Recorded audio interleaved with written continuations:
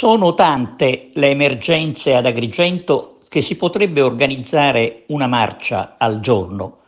Naturalmente quella di oggi per l'acqua è la marcia più sentita, almeno si spera, ma dicevamo delle altre emergenze, a cominciare dalla situazione igienico-sanitaria per la quale non si può azzerare la responsabilità di chi ha gestito politicamente l'assessorato.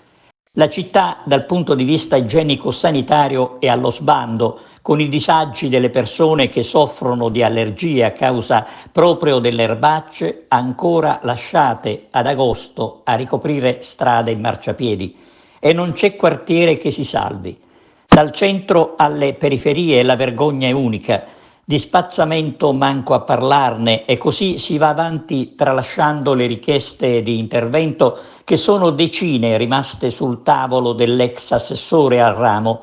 Dicevamo della responsabilità che il sindaco non può azzerare mandando a casa gli assessori e bisogna recuperare il tempo, bisogna muoversi per dare ad Agrigento l'immagine che merita.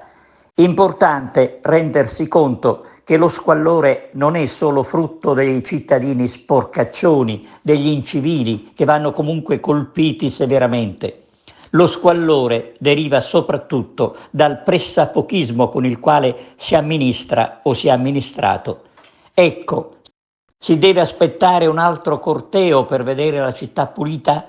Speriamo che si arrivi prima, agendo con il dovuto rispetto per i cittadini.